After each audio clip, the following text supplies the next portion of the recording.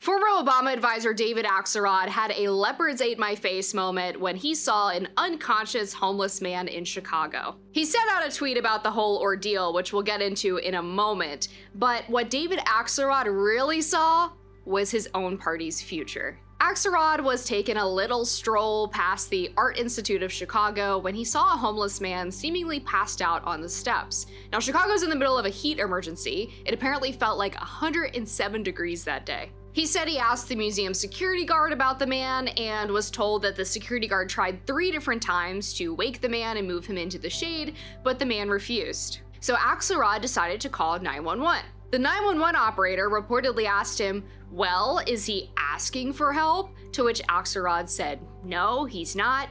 And they said, basically, there's nothing we can do. Axelrod then wondered if we're not all complicit in assisting an unintended suicide. Well, David Axelrod, welcome to Chicago, and pretty much any other blue city in the United States where they've decided that public safety is evil and that we just have to let homeless people OD in the streets or pass out in the heat. But here's where it gets interesting, because I don't think Axelrod's post on X was really about the city's homelessness crisis or the failure of public officials to respond to emergencies. Axelrod was waving a big red flag about the Democratic Party's priorities and his fears about the party's future. Because the real story isn't that Axelrod noticed. Everybody notices what's happening in Democratic-run cities. It's that he decided to say it out loud.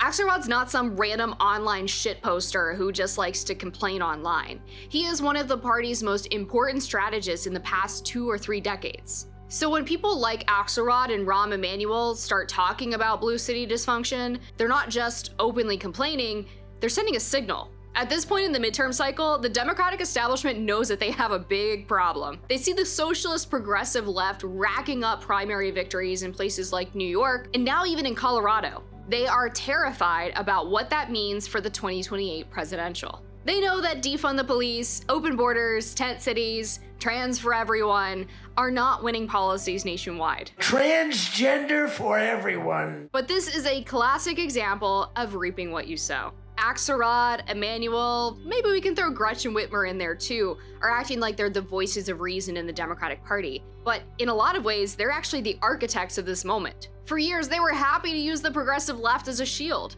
There are a couple of reasons why the Democratic establishment was happy to indulge the craziest cultural ideologies of the progressive left. For one, it helped them gin up grassroots activism and donors.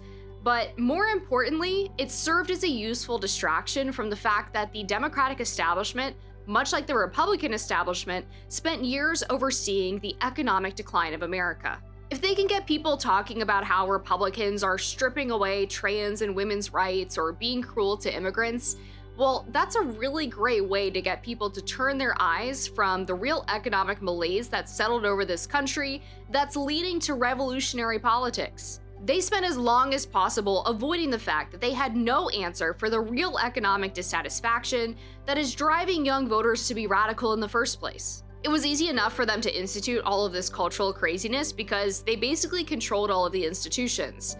But the institutions they didn't want to upset were the financial ones. They couldn't work to make housing affordable, increase wages for working Americans, reduce foreign spending to take on the military-industrial complex, because that would hurt their real big donors. But now all of a sudden, the establishment wants to tap the brakes. But the progressive base has no real reason to trust the Dem consulting class that spent years hiding behind progressive slogans while not actually doing anything to impact the real issues facing Americans on a daily basis. And that's why the socialist wing has an opening. The Democratic establishment is right to warn that democratic socialism probably doesn't have a shot in hell, at least at this point, in a national election. But electability is a very hard sell when you have people with the perception that the economy is rigged, that oligarchs are looting the country, and that everything is stacked against them. The solutions of the socialists are poison, but they have energy and the right language. They're at least attempting to address the issues impacting young people.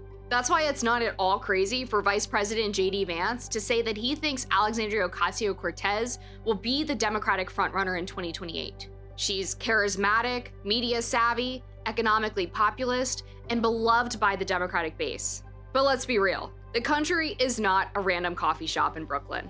We're still quite a ways away from a national electorate swallowing hook, line, and sinker the false promises of the Democratic Socialists. And that's the main Democratic dilemma heading into the midterms in 2028. How do we satisfy an increasingly radical base while still making our candidates electable enough in a general? And that's why Axelrod made that post about encountering the homeless man outside of the Art Institute of Chicago. He's looking around and realizing that if Democrats don't get their shit in order, they're cooked. This wasn't Axelrod suddenly discovering that public safety matters. This was him realizing that the Democratic Party's broad support among normal Americans is slipping right through their fingers.